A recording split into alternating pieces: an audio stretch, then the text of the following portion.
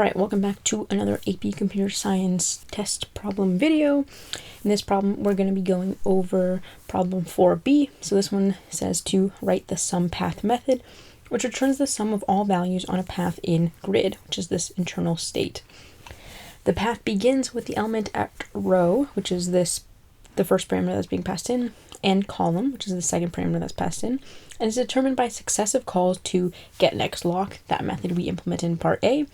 The path ends when the element in the last row and the last column of grid is reached. And then there's an example grid and an example path that we would be following. This says to write the sumPath method, assume getNextLoc works as intended regardless of what you wrote in part A. You must use getNextLoc appropriately in order to receive full credit. Let's go ahead and start with some pseudocode just so we can kind of understand what we want to do in this problem. So the premise of this problem is we're going to keep calling getNextLoc while we're moving through this grid, adding up the sum of the values at either the below or the right neighbor, whichever one is smaller. Luckily for us, when we want to get that next location that's smaller, we can just use that getNextLoc method. Initially, we know that we're going to want to stop once we're in the corner of that grid. So let's go ahead and first grab the number of rows, and let's also grab the number of columns, because these two numbers will be the indicator at which we know we want to stop, right? Once we're in that corner, we don't have a below neighbor and we don't have a right neighbor, so we know that we have made it to the end of our path. We also should probably create a variable to keep track of the current row we're looking at. So you'll notice that as we go through the grid, we're going to be changing either the row or the column to move to the next neighbor. So just because we start at whatever row and column that's passed in does not mean that is going to be the row that we're going to be looking at each moment throughout this method. So we're also going to want to create a variable to keep track of the current column we're looking at. Cool. And then we're not quite done creating variables. We also, remember, we're adding up the sum of the values in this path. So, and this is going to be the return value of the sumPath method. So we also want to create a variable to keep track of the sum of the path. All right, so I think that should be it for all the kind of information we want to store at this point. So now here comes the actual meat of this method. We are going to keep calling getNextLoc while we can still grab a neighbor to either below or to the right. So basically, when you think repetitively doing something, you're going to want to think we're going to be looping. So we want to loop through the path until we've hit the corner of the grid. Okay, and so what are we doing within that loop? Well, first we're going to want to grab the next location, right? So grab the next location. So that looks like moving on to either the below or the neighbor to the right. And maybe we'll add here like initializing this to be the value at row column. So those two parameters that were being passed in. So since we already have grabbed the value that we started off at, we can go ahead and, assuming we're not in that corner, we can grab the next location. And what do we want to do with that location? We want to grab the row of the next location. And we also want to grab the column of the next location. Why do we need that information? Well, remember, we're keeping track of the sum of the values within the path, so we're also going to add the value in the next location to the sum. And that should be it for the code within our loop. So once we're done with our loop, once we've hit the corner of the grid and we can no longer find a neighbor to the right or below, we're going to want to just return the sum. So at this point, we have made it through that path and we want to return the sum. And that should pretty much be it for our pseudocode. So let's go ahead and start implementing this code. So grabbing the number of rows, remember that 2D arrays are row major. So to grab the number of rows, num rows, it's going to be an int, we can just grab grid.length. And then if we want to grab the number of columns, this is also going to be an int numCols. So because each array at each row has the same length, we could just grab any array within the 2D array and get the length of that to get the number of columns. Next, create a variable to keep track of the current row we're looking at. So this is also going to be an int current row. We can go ahead and set this equal to row. Why can we do that? But the path basically starts at the row that's being passed in. It's not starting at 0, 0, it's starting at that row that's being passed in.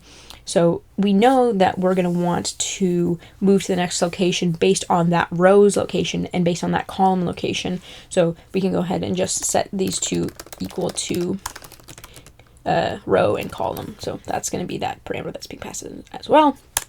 Create a variable to keep track of the sum of the path, initializing this to be the value at row column. So we can go ahead and call this int sum. Remember, we're returning an int, so this is going to be an int as well. So why are we initializing this to the value at row column? Remember that we want to include the value that we start at as well in that sum. So for that example grid they give us, that would be the value 3. So we were being passed in row 1, column 1 into our sumPath method. We go ahead and find that in our grid, and that's 3. So we would start off our sum at 3, for example. So remember that 2D arrays are row major, so we can go ahead and do grid current row, current call, and that will go ahead and give us the value at the current row and the current call. Now we're going to be looped through the path until we've hit the corner of the grid. So you might be tempted to use a for loop, but here it's actually not super clear how many times we're going to be looping, right? So depending on the location that gets returned from getNextLoc, you actually don't really know how long the path will be. So here we're actually going to want to use a while loop. And what are the conditions that we are going to be looking at to make sure that we can keep looping? You can kind of think of this in the inverse. So what 2 conditions have to be true such that we can't loop anymore? We know that if we've hit the corner of the grid, we have to stop looping, right? There's no below neighbor or neighbor to the right. So corner of the grid happens when row is equal to num rows minus 1 and column equal to num columns minus 1 as well. So while either one of these is not true, that means that we can keep iterating through our loop. So what's the condition we're going to be looking for? So while current row is not equal to num rows minus 1, or current call is not equal to number of calls minus 1. So while either one of these conditions is true, we can keep looping. Okay? And why have we made this an or? So remember that just because we're in the last row or just because we're in the last column does not mean that we should stop looping. Does not mean that we can't find the next location. It just means that if, say for example, we're in the last row, we won't have a neighbor to the bottom of us. Or if we're in the last column, we won't have a neighbor to the right of us, but we could still have a neighbor below us. So either one of these needs to be true. So say for example, if current row is not equal to the number of rows, if current row is not equal to the number of rows, it's okay for us to be in the last column, right? When we will stop looping, however, when both of these are false. So a false or a false will give us false. So the condition for the while loop will be false. But heck, we could also be in the last column as long as we're not also in the last row. All right, what are we doing inside of this while loop? So we've already gotten the value at the current row and the current column, so we can actually go ahead and grab a new location using that getNextLoc method. So we know that this method is going to return a location, so we can go ahead and set it equal to location. Let's call it nextLoc. It's equal to getNextLoc. So what do we want to pass in here? Remember that getNextLoc will take in a row and a column, and then it will spit out either the below neighbor or the neighbor to the right, depending on which one's smaller. So we don't need to worry about the implementation logic of getNextLoc at all. We implemented it in part A, and even if we didn't do it correctly in part A, we can assume it works correctly. So what we're going to be passing into here is current row and current call. and this should spit out a neighbor, and then we are going to grab the row of that neighbor. So we want to update our current row to be the next location's row, so that we can move along the path, move either down a row or to the right one. So how do we grab the row of the next location? So luckily for us, we have this location class, and it has a getRow method which will return the row of that location. So we can do nextLoc.getRow, and then we want to do the same thing for the column. So we're going to update current column to be nextLoc. Do they have a column method? You better believe they do, and it's called getCall. We can call that. So now we've updated our current row and our current column to the new location that we're looking at. So we need to go ahead and actually grab the value at that location and add it to our sum. So we're going to do sum plus equals. How do we get the value at the current row and current column that we're looking at? Well, we're going to index our internal 2D array, passing in current row as the row and current call as the call. And that is it for the logic inside of our loop. So we know to stop looping once both of these are false, once we've hit that corner, and at that point we can just return the sum.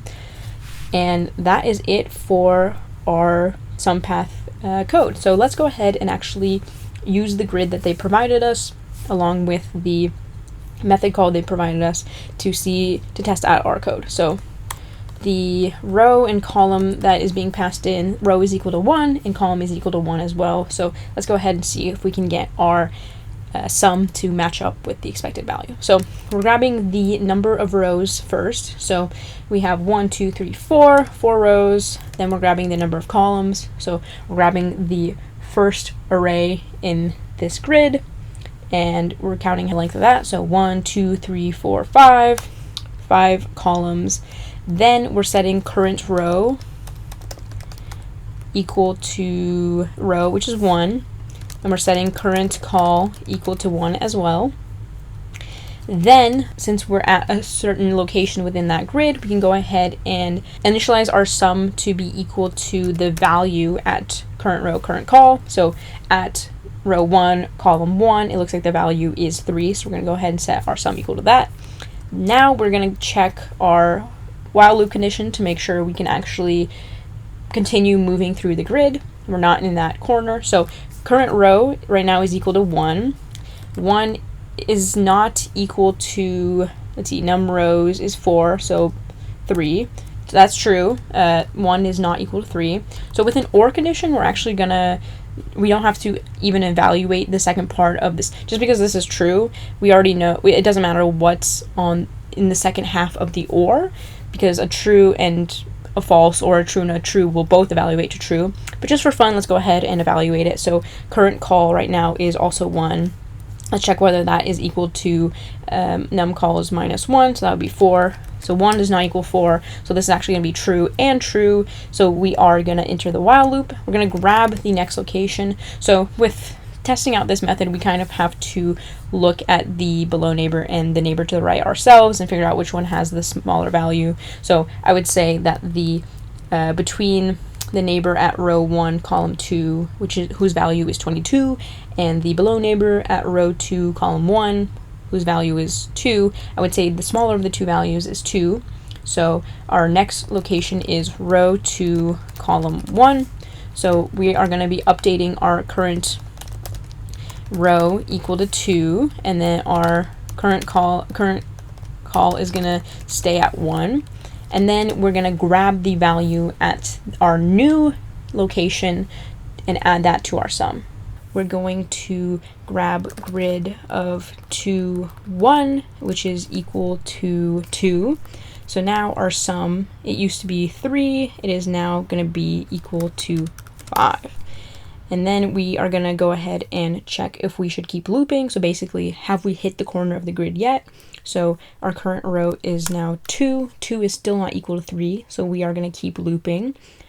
Just for fun, where we can look at the second part of the OR, even though we don't have to. 1 is not equal to 4, so we're not in the corner. So both of these conditions are true. We're going to go ahead and grab the next location. So if we're currently looking at row 2, column 1, the neighbor below has a value of 33, the neighbor to the right has a value of 9. So I'm going to go ahead and say the lower those two values is 9. So we are now looking at row 2, column 2, and we are going to still have our current row equal to 2 because that hasn't changed, but now our current column is equal to 2.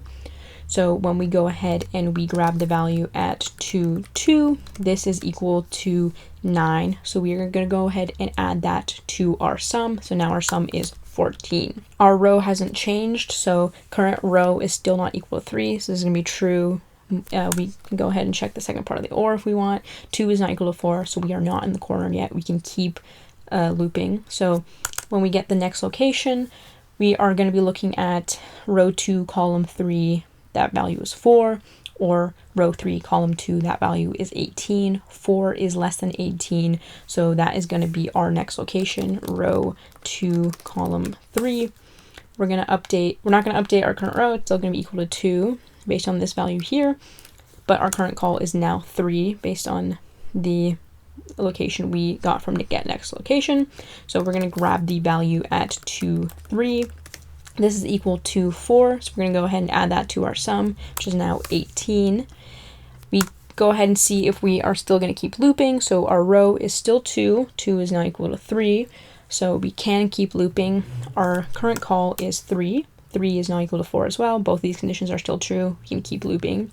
We're going to go ahead and get the next location. So between the neighbor at row 2, column 4, whose value is 0, and the neighbor at row 3, column 3, whose value is 6. 0 is less than 6, so our new location is going to be row 2, column 4.